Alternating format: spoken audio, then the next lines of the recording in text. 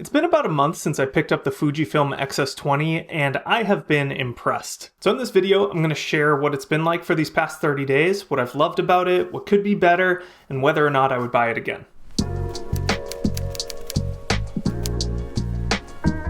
So first off, why did I buy this camera? I'm a hybrid shooter, so I do love to take videos, I like to vlog, I like to shoot videos like this, but I'm also a parent of 3 kids, so that means I'm constantly taking pictures, I'm going out on little adventures, and it's really nice to have the best of both worlds in one camera.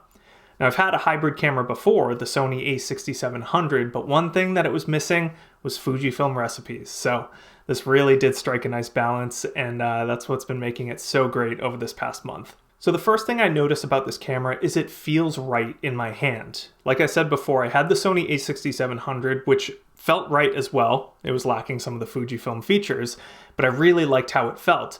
I then tried the Fujifilm X100V and the X-T50, and both of them were just a little too small to be comfortable holding all day. You constantly kind of had that pinching approach instead of having a grip that you could actually hold onto. And the nice thing about it is even though it has that grip, it's not a super heavy camera. It's still really easy to maneuver, it's easy to use all day, it's easy to sling over my shoulder, but it just has a little bit of extra to hold on to.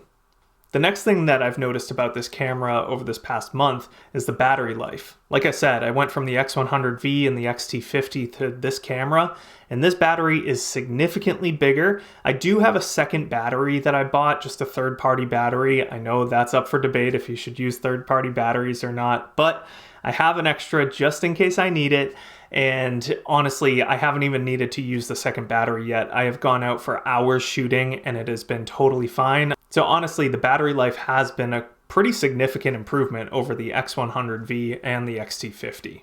Another welcome change is the articulating screen. I didn't realize how much I was going to want that when I lost it. And then when I lost it, I realized how critical it was for a video like this, where I can just make sure that my framing is okay, that there's nothing in the screen, that I'm in focus. It's pretty important, and I didn't want to have to rely on an external monitor, especially if I'm out vlogging. I'm not connecting an external monitor to this camera, so having this screen has been really fantastic. So think about that. If you are using a camera for vlogging, sure, you can get away with not having a screen facing you. You can turn on a tally light so that you know you're recording, but still the framing can be challenging, and making sure that you're in focus and things like that are all pretty critical and really hard to do if you don't have a screen showing you what you're actually filming. One of the biggest things that I've loved about this camera is the dials on top of the camera. At first, when I got the 100V and when I got the X-T50, I loved the look of them. They're retro, they have their shutter dials, I thought they have film simulation dials. I thought for sure that it was gonna be my favorite camera of all time, and ultimately what happened was I actually didn't use some of those dials at all. I got so used to using a DSLR, using the front and rear scroll dials for shutter speed and aperture, that having a dedicated shutter speed dial on the top of the camera was just never used. I didn't want to use it, I didn't need to use it, it was redundant because I found myself wanting to use the thumb dial to adjust my shutter speed. So it kind of took up space that could have been used for something else. In this case, that is replaced by the PASM dial, which has been absolutely fantastic for a number of different reasons. You have your custom settings, so you have 4 custom presets that you can set up. So I have mine set to 4 different film simulation recipes. You also have your regular aperture, shutter, manual modes. What's also nice is you have a dedicated movie mode and a dedicated vlog mode up there as well, which we'll get to that in a moment, but I have really loved being able to quickly switch between, and again, as a hybrid shooter, being able to bounce between the different photo modes and video modes has been a game changer for me personally. So much easier than going into the drive menu of the other camera systems. Really, really like this one. The other dial that's really, really beneficial is the customizable dial on the left of the top of the camera. So on the X-T50, that's a film simulation dial. And the problem with that is, what I personally do is I create a few different recipes and I put them in the camera, and I primarily use those, honestly, 95% of the time. So what that does is it renders that film simulation dial a bit redundant and a bit unnecessary. I really wasn't using it much at all. So now to be able to customize that dial to whatever I want, whether it's exposure compensation or something else, it could still be film simulation dial if I want it to be, but it doesn't have to be. So that customization is really, really clutch for me personally. The film simulation dial, I thought I was gonna love it, and I really just never used it. So keep that in mind. Think about how you're gonna use your camera, because if you're like me, you may actually never touch that film simulation dial or the shutter speed dial much. I also really love that this camera has dedicated mic and headphone jacks. One thing that I really didn't like about the X-T50 was in order to access the mic jack, you actually had to keep the entire side door open.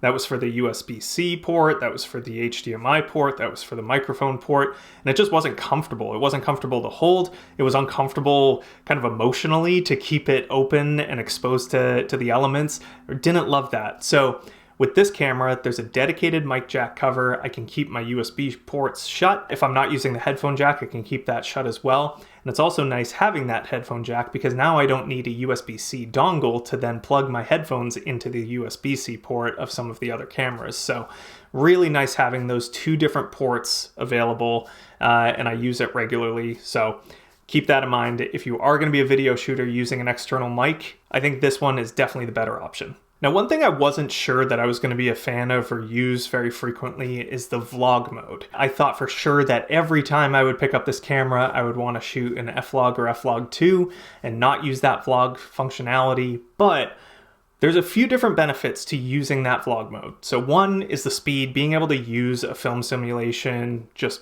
baked into your footage is super easy. The colors look great right out of camera. You don't have to color grade anything, and it just speeds up your workflow. Now, another thing that I didn't actually think about before getting this camera and before testing it out and figuring out all of the quirks is with F-Log and F-Log 2, they're higher base ISOs. So I forget exactly what they are, but you can't go super low on your ISO when you're using F-Log. The problem with that is if you're shooting in bright sunlight, even with an ND filter, things like that, if your ISO is at 1600, it's gonna be really hard to get that exposure right.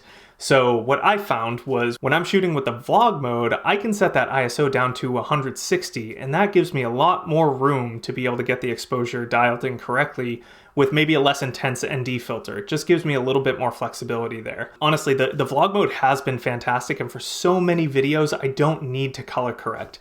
This one specifically, I am using two different cameras, you know, one for the B-roll shots and then one for this talking shot. I want to make sure that I get those colors as close as possible, so I am using log profiles on the two different cameras, but more often than not, I'm using the vlog mode, and I really love the results I'm getting. And of course, it wouldn't be a Fujifilm camera without talking about the film simulations. I have a blast using the film simulations. As I mentioned earlier, I do typically set up just a few different recipes, and that's typically what I use most of the time. However, I do change those recipes quite often, so I'll dabble with them for a little bit, see what's working for me, see which recipes I'm not using too much, and then I'll cycle those ones out. But honestly, the Fujifilm colors are the main reason why I left the Sony system and went to Fujifilm. They just look so good, and it's just such a blast to use. So highly recommend Fujifilm for that reason alone. Sony has a lot of pros in its corner. You know, the autofocus is stellar. The low light performance is fantastic. The lens options are phenomenal. Sony has a lot going for it, but for me personally, Fujifilm has kind of won my heart over. Now, one thing that I really loved about the X-T50 that kind of carries into this camera as well is the interchangeable lens system. This is kind of a basic one. If you're looking at cameras, you either know that you want a camera with interchangeable lenses or you don't. One thing I learned from using the X100V is I actually do really like the ability to change my lenses. Now with the X100V, I did buy the wide angle adapter and the telephoto adapter, but at that point you basically just recreated an interchangeable lens system with much more limitation. So that was one thing that I took with me when I was pursuing the next camera. The X-T50 certainly fit that bill. This one does as well. So far, I've been using the Viltrox 15mm 1.7. I've been using the Fujifilm 23mm f2. and the Fujifilm 35mm f2. I also am going to be picking up the Sigma 10-18 f2.8, and that's basically going to be replacing this lens, the Viltrox 17, and potentially the Fujifilm 23, TBD. But that's what I'm going to start vlogging with. I do love this Viltrox lens, but I do want it a little bit wider when I'm hand holding it and vlogging, so that's where the Sigma is going to come in clutch. But having the interchangeable lenses is going to be fantastic moving forward. So those are some of the really good things that I've noticed over the first 30 days with this camera. Now, what I'm gonna do is talk about maybe a few of the negatives, but I wanna pause because if you're anything like me, when you're watching a video on YouTube, you may not wanna hear the bad news. You may already be super close to making this purchase and you don't wanna be told reasons why not to. So I'm gonna give you a few seconds to shut this video off and feel good, because truly, I would recommend this camera to anyone creating content. Full stop, that's enough. Go and buy it, you'll love it. Now, if you do want to make the best informed decision and know about any potential variables that might kind of hold you back from purchasing this camera, I'll talk about a few now. But again, I'm going to be very confident in saying these are so minute and so sometimes not even worth mentioning. But I do think it's only fair to call out everything that I've experienced so that you can know as well. Because some of these things are so small that they might not make their way onto other videos or blogs or things like that. So let's talk about a few of the drawbacks that I've noticed during these first 30 days. So the first one is when you compare it to other cameras like the X100V or the X-T50, they have 7 custom slots available for your film simulation recipes. Now this one only has 4. The reason I don't think that's a huge deal is what ended up happening with those other cameras was I actually really only used 3 or 4 recipes at any given time, and the other ones I would test out and then I would basically just let them sit there and collect dust, if you will. So for me, 3 to 4 recipes is actually perfect for what I need it for. I typically have 1 black and white recipe and then 3 color recipes, and I kind of cycle those in and out when I get bored of them or when they're not doing what I need them to do. So take that with a grain of salt. If you think you need 7 recipes, maybe this isn't the camera for you, but if you can get by with 4, this one's gonna be great. Another small thing that I never really anticipated ever needing to complain about is the mic jack cover. While I love that it's a dedicated mic jack port and I don't have to keep the other ports exposed, if it's in the wrong location with the mic cable plugged in, you can't actually rotate the screen. It stops the screen from actually rotating. Now it's super easy to just like flip it in the opposite direction and then it works for you. But just know that that's a minor inconvenience, a minor nuisance that I have noticed. It has happened to me a few times up to this point. Is it going to make me return this camera? Absolutely not. But it's something to be aware of. Another thing to keep in mind is this camera is the 26 megapixel sensor, not the newer 40 megapixel sensor that you'll find on a lot of the new Fujifilm cameras. Now for me personally, I don't care at all about this. I will never be printing photos at such a grand scale that I need those 40 megapixels. And honestly, it makes rendering video easier. You have less rolling shutter. And honestly, 26 megapixels is more than enough for anything that most people are going to be doing. It almost feels like we all expect these crazy megapixel numbers, especially with new iPhones coming out and new Samsungs coming out and all the cell phone cameras claiming 40 megapixel. Everyone gets blinded by it, but it doesn't actually matter. Most of us are going to be posting online, Instagram, social media, whatever.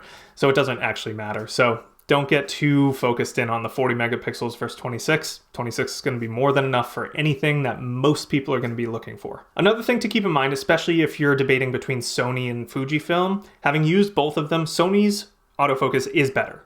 Absolutely. However, I think it was more of an obvious difference in the older models of Fujifilm. I've had really no problems with the autofocus on this camera, except for a few times when there was very limited light, like talking almost pitch black outside, or if there were multiple people in the shot, sometimes it gets confused, but honestly, I think that's more user error. I probably had the focus area set to the wrong side of the screen, and it happened to focus in on my wife when I was talking and vice versa, so take that with a grain of salt. I do think they've made some significant improvements in their autofocus systems over the past years, but I will say I think Sony still takes the cake for autofocus systems. Another comparison that I'll make is in regards to stabilization. So I have been using not only Fujifilm cameras or Sony cameras, but honestly the DJI Action 5 Pro has been a great camera to vlog with. It fits right in my pocket, it's weatherproof, it's basically indestructible, not really, but it's close. It's really just a great vlogging camera, and its stabilization is stellar. You get almost gimbal-like performance with that camera, and I got used to seeing footage like that. Then when I switched over to the X-S20, it's a bit of a different story. The stabilization is still good, but it's not gimbal level quality. I have to be much more methodical about how steady I'm holding that camera when I'm vlogging. So just keep that in mind. If you're looking for the smoothest stabilization, a gimbal is the way to go. Just keep that in mind. If you're looking for something super, super stable, you're gonna have to be pretty conscious about how you're shaking your camera or not shaking it. And if it becomes a problem, you need to get a gimbal.